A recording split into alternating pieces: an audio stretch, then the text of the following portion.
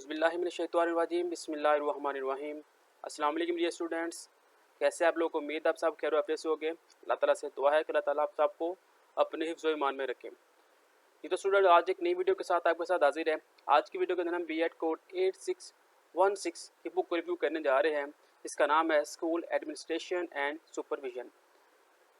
आपको इस चैनल के ऊपर B.Ed के तमाम कोर्स के इंपॉर्टेंट क्वेश्चन, उनके आंसर उर्दू मीडियम में और इंग्लिश मीडियम में, और आपको गेस्ट पेपर, पास पेपर आपको इस चैनल के ऊपर मिलते रहेंगे। और AIU की तरफ से जो मज़ीद इंफॉर्मेशन होगी वो भी आपको इस चैनल के ऊपर मिलती रहेगी। तो चलते हैं आज की वीडियो की जानिब। सबसे पहला क्वेश्चन है, explain concept and scope of administration. आपने कंसेप्ट और स्कोप बताया एडमिनिस्ट्रेशन का, उसके रूल्स क्या होते हैं और लेवल क्या है।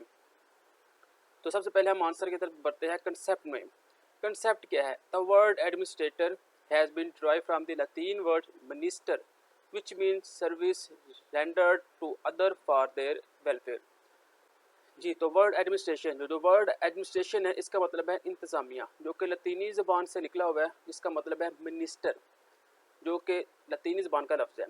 इसके मायने क्या है? Service render to other for their welfare, दूसरों की फलाह बहबूद के लिए पेशे खिदमत, यानी कि कोई ऐसी तंजीम, ऐसा इदारा को जो कि लोगों का भला करता है, फलाह बहबूद पे उनकी खिदमत करता है, वो इदारा क्या कहलाएगा? Administrator. Administrator is a process of systematically arrange and coordinating the human and material resource available to any organization for the main purpose of achieving stipulated goals of their organization. इंतज़ामिया किसी भी इदारे के लिए दस्तयाब हर वक्त होती है। किसके लिए? इंसानी या फिर मादी वसाइल को एक तरीके के साथ, मुनज़्ज़म तरीके के साथ लेकर चलने के लिए। When apply to the school, वो स्कूल के ऊपर भी अप्लाई हो सकता है। The process of the referred as education administration और स्कूल एडमिनिस्ट्रेशन, तो उसको क्या नाम दे देंगे आप? एडमिनिस्ट्रेशन एजुकेशन का नाम दे देंगे, एजुकेशन एडमिनिस्ट्रेशन या फिर स्कूल एडमिनिस्ट्रेशन। यानी कि एडमिनिस्ट्रेशन का काम क्या होता है? वो किसी भी इदारे में, किसी भी अगर एक शहर है, उस शहर की जो इंतज़ामिया है वो क्या करेगी? वो अपने शहर को बेहतर करने के लिए मुख्तलिफ तरीके अपनाएगी, उनका ख्याल रखेगी। ये तमाम तरीके यहाँ पे आ जाते हैं। अब इसके लेवल क्या है? लेवल ऑफ एडमिनिस्ट्रेशन, स्कूल के लेवल के ऊपर इसके क्या है? सबसे पहले करिकुलम डेवलपमेंट। एडमिनिस्ट्रेशन क्या करेगी? एडमिन सबसे पहले इंतज़ामिया अपना करिकुलम निसाब सेलेक्ट करेगी कि हमने एक क्लास को कितना निसाब पढ़ाना है। यानी कि फॉर एग्जांपल एक क्लास के में जो मैथ की पेज है वो 100 पेज है, उन्होंने सेलेक्ट करना है कि हमारे पास 6 मंथ है, हम 6 मंथ के अंदर 40 पेज करवाए, 50 करवाए, कितने पेज करवाने हैं। सबसे पहले उन्होंने अपना निसाब को सेट करना है। फिर क्या करेंगे? स्टाफ मैनेजमेंट, फिर उन्होंने अपना स्टाफ लेके आना है कि स्टाफ कौन सा होना चाहिए, स्टाफ कैसा होना चाहिए। अगर उन्होंने एक गोल सेट कर लिया है कि 20 स्टूडेंट है और एक क्लास के अंदर, और आपने 20 दिन के अंदर 20 पेज कंप्लीट करवाने हैं, तो आपके पास ऐसा स्टाफ होना चाहिए, उस स्टाफ के अंदर ऐसी एबिलिटी होनी चाहिए कि वो 20 दिनों के अंदर आपका जो गोल है वो अचीव करवा दे। थर्ड आ जाएगा स्टूडेंट पर्सनल फंक्शन। अब आपने स्टूडेंट के भी देखना है कि स्टूडेंट किस चीज़ के ऊपर फोकस कर रहा है। यानी कि अगर टीचर 20 दिन के अंदर 20 पेज पढ़ा रहे हैं, तो आपने स्टूडेंट से फीडबैक लेना है, स्टूडेंट को देखना है क्या वो 20 दिन के 20 पेज कर रहे भी है कि नहीं कर रहे। फिर आ जाएगा फाइनेंशियल फिजिकल रिसोर्स फंक्शन। फिर आपने वहाँ पे एक साल के अंदर जितना भी आपका खर्च आएगा, आपने सबका एक स्केच बना लेना है।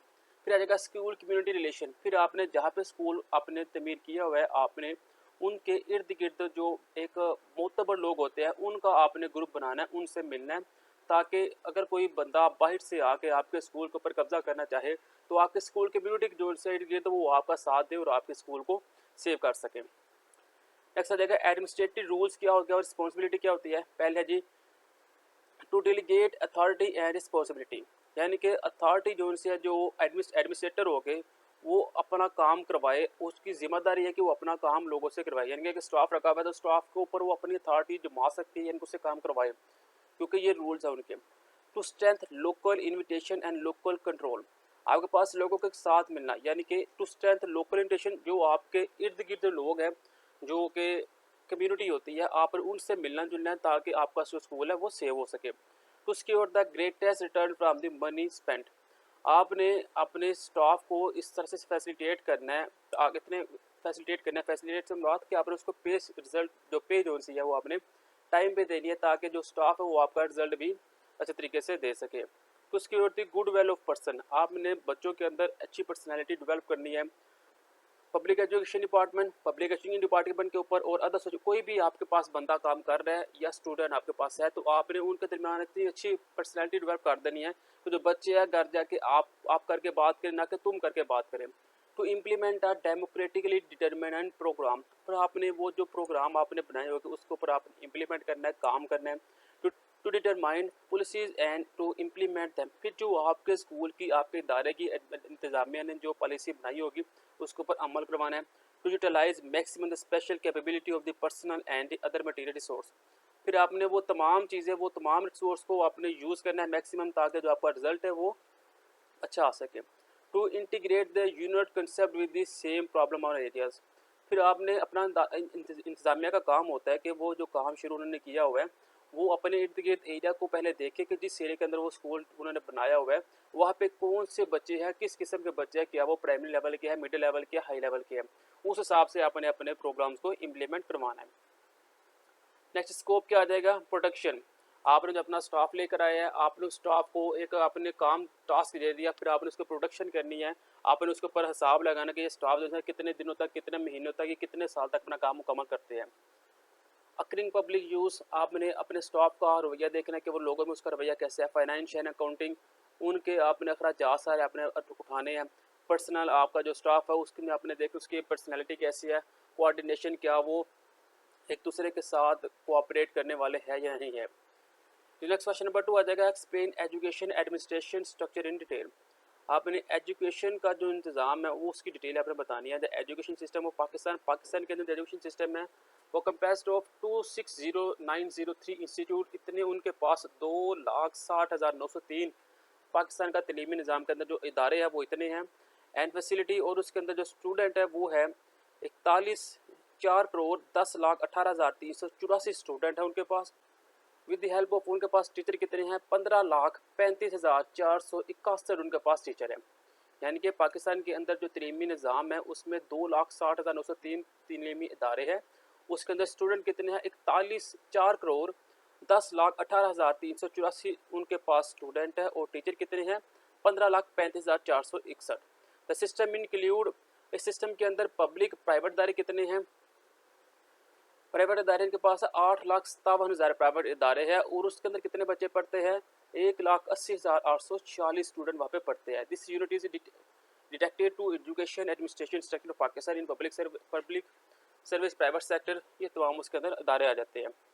ये तो नेक्स्ट आ जाता है central body of education administration. Central body क्या होता है, सेंट्रल बॉडी कहते हैं ऐसा इदारा जो कि एजुकेशन के मतलब तमाम चीज़ें सॉल्व करता है, यानी कि ऐसे आदमियों का ग्रुप कह लें कि जो कि बैठेगा और आपने मुल्क का जो प्राइवेट है या फिर गवर्नमेंट है सिस्टम एजुकेशन का, सब के ऊपर बहस करेगा कि हमने जो सेशन है कब हमने शुरू करना है, कब हमारा सेशन ख़त्म होगा, कब हमें एग्ज़ाम लेना है, कब हमें रिजल्ट बनाना है, कौन सा निसाब पढ़ाना है, वो तमाम चीज़ें ये जो सेंट्रल बॉडी यहाँ पे हल होती है। तो ये करते हैं पहले एजुकेशन प्लानिंग, पहले एजुकेशन के ऊपर प्लानिंग करते हैं कि हमने एजुकेशन का सेशन कब स्टार्ट करना है वगैरह वगैरह।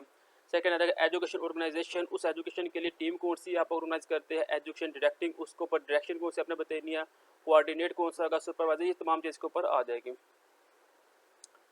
नेक्स्ट आ जाएगा provincial and religious structure of education administration.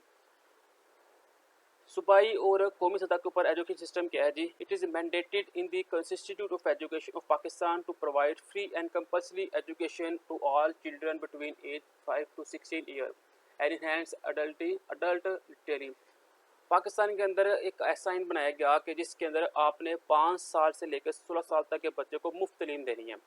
With in 18वीं century, 18वीं century में क्या हो गया, 18वीं सेंचुरी के अंदर एक तरमीम जो है वो ख़त्म की गई कि सिर्फ 47 मज़मून ही हो गए, इससे ज़्यादा भी हो सकते हैं। यानी कि स्टूडेंट के ऊपर है कि वो इन 47 में से कौन से सब्जेक्ट चूज़ कर सकते हैं, क्योंकि पहले ये होता था कि पहले 47 अगर आपके पास सब्जेक्ट है तो उन्होंने रखे होते कि आपने 9th क्लास में इतने पढ़ने हैं, 10th में इतने हैं, 10th में यही पढ़ने हैं, लेकिन अब स्टूडेंट की अपनी चॉइस रख दी गई है। नेक्स्ट आता है PITE, professional institute of teachers training. अब टीचर्स की जो ट्रेनिंग के लिए ना कुछ प्रोग्राम बनाए जाते हैं।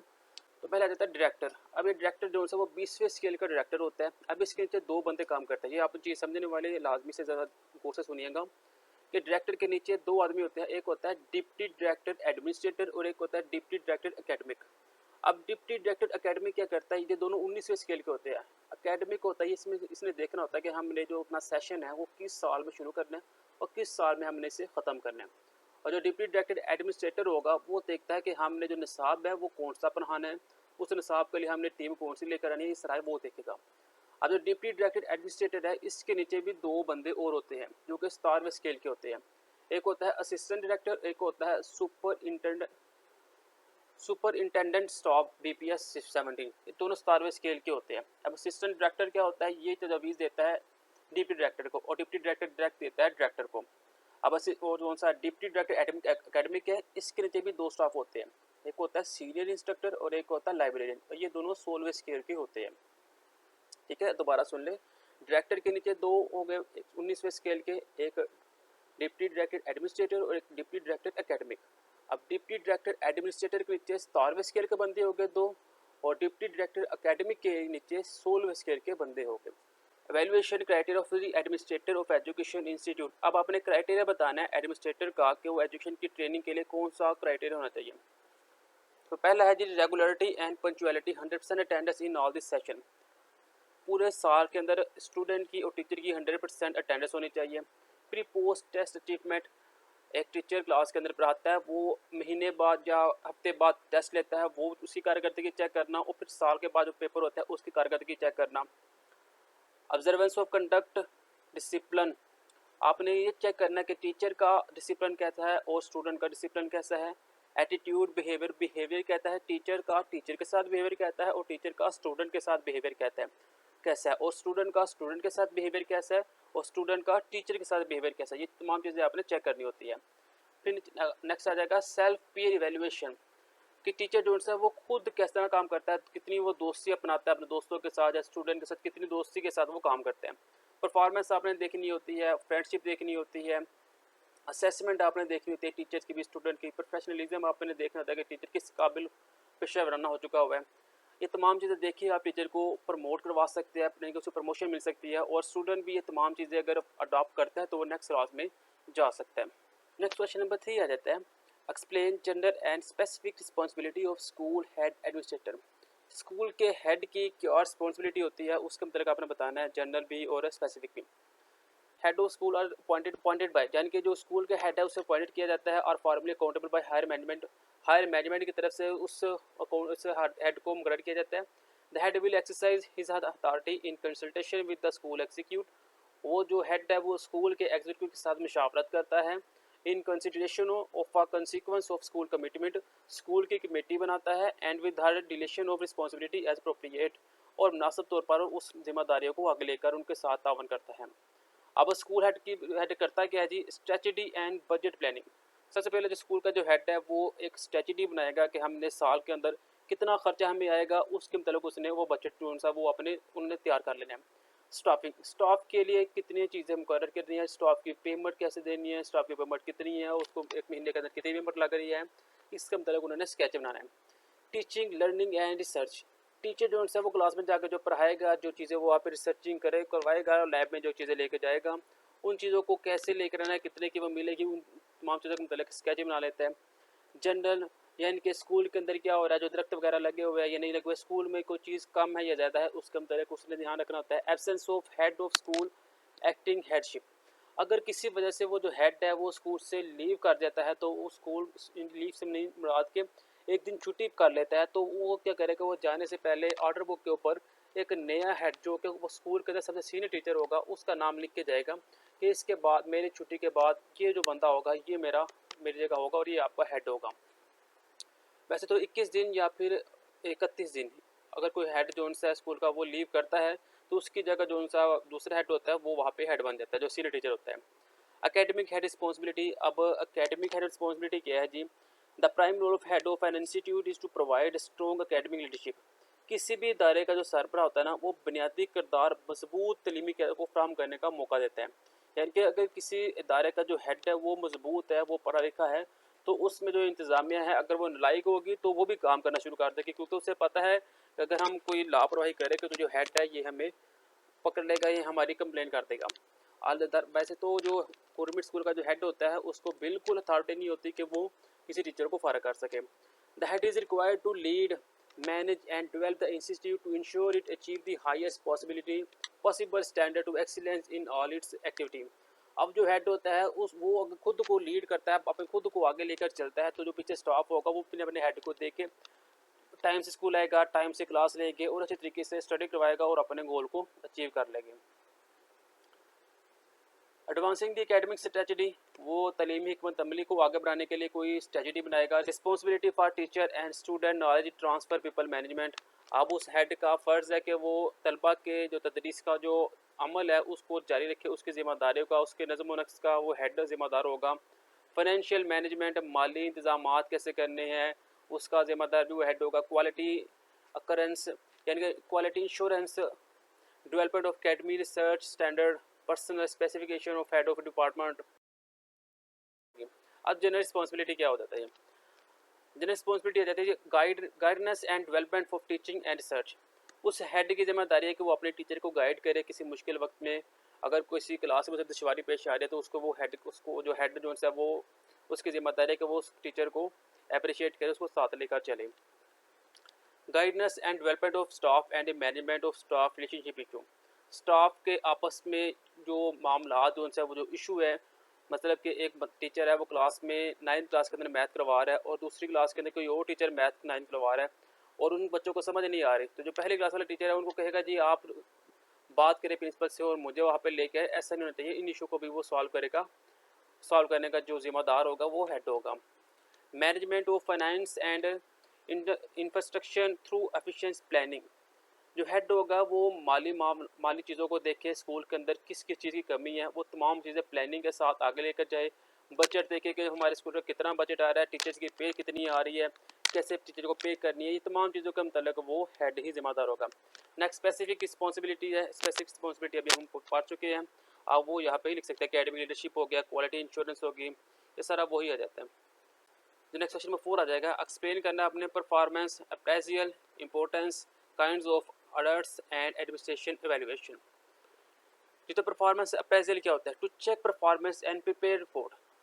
इसका जो मद्दे मुकाबल यानी कि इसका जो थीम है ना, थीम ये समझ लें कि परफॉर्मेंस अप्रेजल होता है कि आपका एक हेड है, उसके अंदर जितने भी स्टाफ है उस हेड की जिम्मेदारी कि वो तमाम स्टाफ को चेक करे, उनकी एक रिपोर्ट बनाए, उनकी अच्छी चीज़ें भी लिखे और उनकी बुरी चीज़ें भी लिखे, और जो अच्छी चीज़ें हैं उनको मज़ीद बेहतर करे और जो वीक पॉइंट है उनको बेहतर करने की कोशिश करें।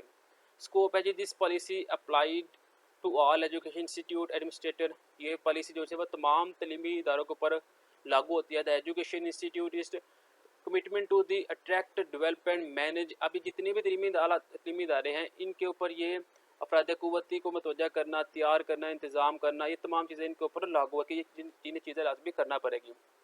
ऑब्जेक्टिव ऑफ परफॉर्मेंस जी, रिपोर्ट कैसे तैयार करनी है जी? पहले आपने रिपोर्ट क्यों तैयार करनी है? प्रमोशन, आप एक टीचर को रिपोर्ट तैयार कर रहे हैं, क्यों जी? आप या तो इसे प्रमोट करेंगे या फिर आप डी प्रमोट करेंगे।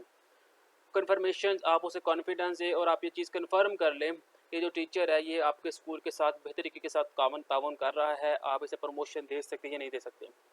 ट्रेनिंग एंड डेवलपमेंट, अगर कोई टीचर आपकी रिपोर्ट के ऊपर पूरा नहीं उतरा तो आप उसे ट्रेन करें और उसे आगे बढ़ने के मौके फराहम करें। कंपनसेशन रिव्यूज़, आप स्टूडेंट से रिव्यू लें कि जो टीचर है जो काम करवा रहा है क्या वो उसी तरीके से हम काम कर रहा है कि नहीं कर रहा है, ये भी एक तरीका होता है रिपोर्ट को तैयार करने का। कम्पेटेंटी बिल्डिंग, अपने बिल्डिंग को देखने के जिस बिल्डिंग के ऊपर आप रह रहे हैं वो बिल्डिंग क्या इस काबिल है कि वहाँ पे वो 2-3 साल और रह सके। इम्प्रूव कम्युनिकेशन, आपस में जो ताल्लुकात है उसे अपने इम्प्रूव करना है। एवेल्यूएशन ऑफ HR प्रोग्राम, आपने उन तमाम चीज़ों को ऊपर इम्प्लीमेंट करवाना है, फीडबैक लेना है स्टूडेंट से और उसके ऊपर काम करना है कि वो टीचर जो है वो या तो प्रमोट होगा या फिर डी प्रमोट होगा। नेक्स्ट आ जाएगी तकनीक, method of performance appraisal.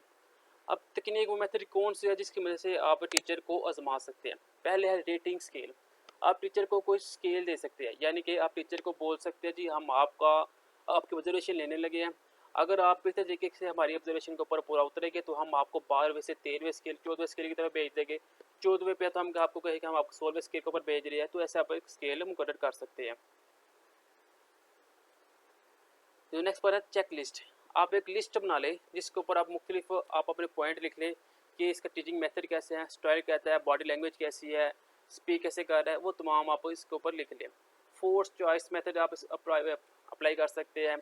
Critical incident method, behaviour आप देख सकते हैं टीचर का, ये तमाम इसके पॉइंट आ जाएंगे। तो नेक्स्ट आ जाएगा ऑडिट।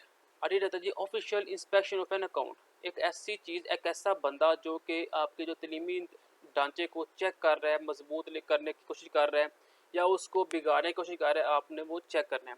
अब वो दो तरह की हो सकती है, फाइनेंशियल भी हो सकती है और एकेडमिक भी हो सकती है। फाइनेंशियल क्या है जी, रिव्यू फाइनेंशियल इंफॉर्मेशन। आपके पास जितनी भी माली मामलत आ रही है, आपने उसके मतलब मालूमात रखनी है। Check record keeping policies, check record और प्रॉपरली स्टोर। आपने अपने दायरे में जो चीज़ें लगा रहे हैं आपने उसकी एक रिपोर्ट बना लेनी है, आपने रसीदें बना अपने पास से महफूज कर लेनी है।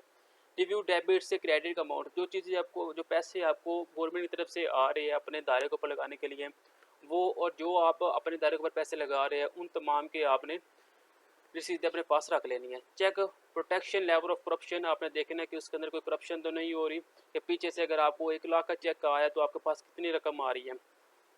Check record of income and expenses, आपके पास तमाम जो आप पूरे महीने के अंदर, पूरे साल के अंदर जो आपने पैसे लगाए हैं गवर्नमेंट के, आपके पास उसका रिकॉर्ड होना चाहिए।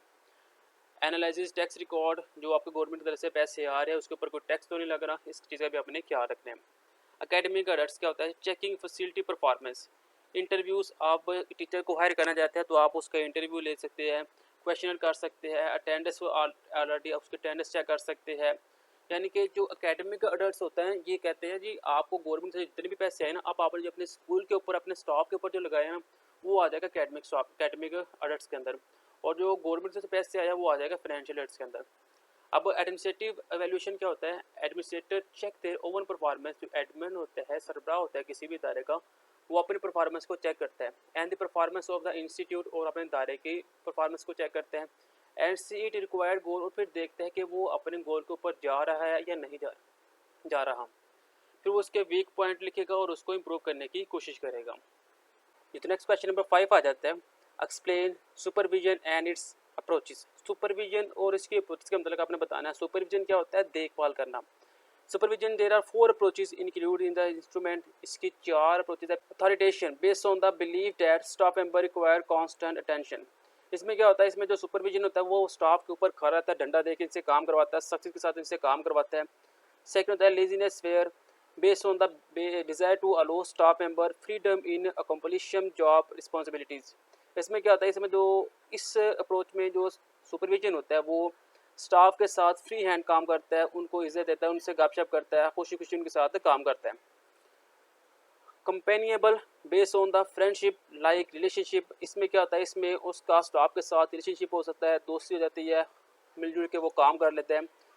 सनजेरिस्टिक और cooperative effort between the supervision and the staff member, इसमें अपने स्टाफ के साथ कोई दोस्ती नहीं होती, खरूस रवैया होता है अपने स्टाफ के साथ, बस उनसे काम लेना है और काम लेना है।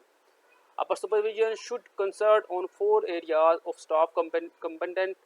अब इसमें क्या होता है, इसमें ये 4 पॉइंट्स ने दिए हुए हैं कि सुपरविजन जो है इन 4 पॉइंट को फॉलो करे। अगर एक स्कूल है तो स्कूल में ये 4 पॉइंट फॉलो करने पड़ेंगे। पहला जी, वर्क रिलेटेड स्किल, आपने वो स्टाफ लेके आना जिसके अंदर काम करने की कोई सलाहियत हो, वो ना होगा बस वो जॉब लेने के, सिर्फ पार्ट टाइम जॉब करने के लिए आ गया, ऐसा ना, उसे काम करने के लिए जज्बा हो, उसके अंदर लगन हो। सेकेंड है नॉलेज एंड इन्फॉर्मेशन, वो जो आदमी आया उसके पास नॉलेज हो, इन्फॉर्मेशन हो, अपने काम का मतलब हुनर हो उसके पास। थर्ड है पर्सनल स्किल, उसके पास कोई पर्सनल स्किल हो जो मीन्स कि उसके अंदर इतना जज्बा हो कि वो काम करना चाहे। नहीं, फोर आ जाएगा एटीट्यूड, उसका रवैया कैसा है, जब वो टीचर पढ़ा रहा होता है तो उसका रवैया अपने चेक करना है।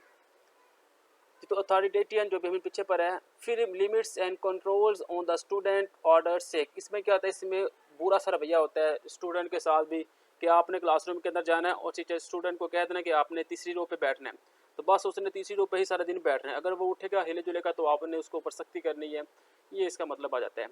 रिलीजियस फेयर ये भी फिर पीछे पर है, तो अगेन पढ़ लेते हैं। Very litre guidance from leaders, इसमें क्या होता है, इसमें लीडर जो है वो अपने स्टाफ को ऊपर छोटी छोटी गाइडलाइंस देता है, ज़्यादा उसके साथ वो बातचीत नहीं करता। Complete freedom for followers to make decision, और काम करते वक्त जो डिसीजन लेना होता है उसके ऊपर सिर्फ अपना हुक्म जमाता है और किसी को उसके ऊपर हुक्म जमाने नहीं देता। Leaders provide the tools and resource need, ये लीडर्स के ऊपर पास मखसूस जो है वो रिसोर्स होते हैं, जो ज़रूरत होती है, जो वो टूल्स होते हैं जो वो इस्तेमाल कर सकते हैं। Group members are expected to solve problem on their own, group members बना दिए जाते हैं कि आपने मिलकर ही खुद ही मसले हल करने हैं, मेरे पास कोई बंदा ना आए। Power is handed over through followers, अपने से नीचे जो से आदमी है उनको बस काम देते जाओ। Let leaders still make responsibility for their group decision and action, जबकि लीडर्स की जो सी है वो रिस्पॉन्सिबिलिटी है कि वो ग्रुप के अंदर जो बातें बहस बूस होती है उसको खत्म करे, उसके ऊपर काम करे अच्छे तरीके से साथ। 5 पॉइंट आ जाएगा effective in situation when group members are highly skilled. ऐसे हालात कहते हैं जब ग्रुप के अंदर इंतहाई हुनरमंद स्टाफ अंदर आ जाता है, मोटिवेट करे उन्हें and capable of working on their own. यानी कि वो जो स्टाफ जो लीडर ने कि ग्रुप बना दिया हुआ है, ग्रुप बना के उसमें एक लीडर मुकर्रर कर दिया हुआ है, अब उस लीडर का काम है कि वो ग्रुप के अंदर ऐसे हुनरमंद स्टूडेंट या अपने ऐसे हुनरमंद स्टाफ लेकर आए कि वो काम को अच्छे तरीके के साथ पाए तकमील तक पहुंचा सके। नेक्स्ट आ जाएगा इफेक्ट, बैड इफेक्ट भी इसके है लेजीनेस के बैड इफेक्ट है जी। Laissez-faire supervision is not ideal in situation when group members lack the knowledge और experience they need to complete task and make decision. जब वो बंदा सुपरविजन जो है वो एक ग्रुप मेंबर जो खड़ा करता है, जो आदमी खड़ा करता है, अगर वो इंतहाई ना तजर्बाकार हो तो क्या होगा, सारे का सारा जो सा काम जो है वो बेड़ा गर्क हो जाएगा। सब people are not good at setting their own deadline, फिर क्या होगा, जो सुपरविजन की एक डेडलाइन नहीं होगी तो वो उस डेडलाइन के ऊपर काम मुकम्मल नहीं होगा। सिंपल इसका जो लुब्बे लुबाब है वो ये समझ रहे कि एक स्कूल है, स्कूल का जो ओनर है उसने एक स्कूल में प्रिंसिपल को मुकर्रर किया और प्रिंसिपल मुकर्रर करके कह दिया भाई ये 10th क्लास है, आपने अपना सिलेबस ख़त्म करना है और मुझे बताओ कितने दिनों के अंदर ख़त्म करोगे। अब वो जो प्रिंसिपल है अपने स्टाफ मेंबर के पास जाएगा, उससे कहेगा कि यार ये 10th की मैथ की किताब है, आपने इसका सिलेबस कितने दिनों के अंदर मुकम्मल करोगे। तो वो कह देता है जी भाई मैं 6 माह के अंदर ये सिलेबस मुकम्मल कर दूंगा। अब वो प्रिंसिपल जाके अपने ओनर को कह देते हैं जी मैं ये 6 माह के अंदर सिलेबस मुकम्मल करवा दूंगा। अब अगर जो वो स्टाफ मेंबर है जो प्रिंसिपल का रखा हुआ है, अगर वो ना तजर्बाकार होगा तो वो 6 माह के अंदर अपना काम मुकम्मल नहीं करेगा, और अगर वो 6 माह के अंदर अपना काम मुकम्मल नहीं करेगा तो इससे क्या होगा, इससे जो प्रिंसिपल है उसकी भी रिस्पेक्ट में कमी आएगी, उससे भी फिर अपनी जोन सी या सीट जोन से वो छोड़नी पड़ेगी, क्योंकि उसने आगे जाके बात कर दी हुई थी कि जी हम 6 माह के अंदर अपना सिलेबस मुकम्मल करेंगे, जबकि ये 6 माह के अंदर अपना सिलेबस मुकम्मल नहीं कर सकते। इससे क्या होगा, इससे जो प्रिंसिपल है उसकी सीट भी जाएगी, जो स्टाफ मेंबर है उसकी सीट भी जाएगी, क्योंकि प्रिंसिपल ने जिसके ऊपर एतबार किया वो बंदा नॉन एक्सपीरियंस था, उसके पास इतना एक्सपीरियंस था ही नहीं, लिहाजा वो अपनी सीट से भी जाएगा, प्रिंसिपल भी जाएगा, तो इन दोनों की जगह पे नया टीचर को हायर करना पड़ेगा। इसलिए जो बड़ी बड़ी चीज़ें के ऊपर जब आप हामी भरते हैं ना तो उसके ऊपर बाकायदा सोच समझ के हामी भरनी चाहिए। तो लिहाजा ये इसका सिंपल बेलुबाब है। नेक्स्ट क्वेश्चन में 6 आ जाता है, explain function of supervision in detail, theory and function of supervision. Function क्या है सुपरविजन के, सुपरविजन के मतलब कभी हमने पीछे पढ़ा है, निगरानी है, देखभाल करना, वो सारा अब यहाँ पर भी लिख सकते हैं। ये तो आगे इसके कुछ पॉइंट आ जाते हैं। पहला है जी articulating and achieving the mission and needs, यानी कि जो भी कंपनी आपने बनाई है उसका मिशन क्या है, उस मिशन को हासिल करने के लिए क्या क्या ज़रूरत है, वो तमाम ज़रूरतें आपने पूरे करनी है। फिर आ जाएगा मॉनिटरिंग एंड इवैल्यूएशन, यानी कि वो जो कंपनी आपने बनाई है उसकी आपने मॉनिटरिंग करनी है और वहाँ पे देखना है कि वहाँ पे आप काम कर रहे हैं या नहीं कर रहे, उनकी स्ट्रेंथ क्या है, उसकी वीकनेस क्या है, वो तमाम आपने यहाँ पे देखनी है और मॉनिटर करना है। फिर आ जाएगा सपोर्ट एंड एडवाइस, फिर वो आपने देखना है कि वहाँ पे जो अमला काम कर रहा है आपने उसको सपोर्ट करना है और उसको मुफीद आपने आइडिया देने कि आप भाई इस तरह से काम करें तो ज़्यादा बेहतर तरीका है, अगर आप ये तरीका छोड़ दो तो इस तरह से करें तो आपको ज़्यादा बेहतर रिजल्ट मिल सकता है। पॉइंट 4 आ जाएगा लाइसेंस कम्युनिकेशन ऑफ वर्कर्स, आपने वर्कर्स को देखना है क्या वो एक दूसरे के साथ मिलकर काम कर रहे हैं, क्या उनका एक दूसरे के साथ रवैया बेहतर है या नहीं बेहतर। तो जाएगा question number 6। Next question number 7 आ जाएगा, explain synergetic supervision in detail. Synergetic supervision is an approach to supervision that enhance the personal and professional development of a new professionalism. निगरानी का ऐसा तरीका जो कि नए पेशेवराना अफराद की ज़ाती पेशेवराना को तरक्की देते हैं, यानी कि एक टीचर है वो टाइम पे स्कूल आता है, तमाम स्टाफ के साथ अच्छे रवैये के साथ काम करता है, उनके साथ अच्छा उठना बैठना, उनका जो इखलाक है उनका वो बड़ा अच्छा है, तो ये क्या होता है, ये भी प्रमोशन करवाने के लिए एक बड़ा अहम तरीका होता है। इससे भी जो होता है मैनेजर होता है उसे वो देख रहा होता है, वो जज कर रहा होता है कि बंदा बड़ा इज़्ज़तदार है, बड़े अच्छे तरीके के साथ बात करता है, काम करता है, मीन्स के इसको आगे जाना चाहिए। अब इसके 4 मेन कंपोनेंट हैं।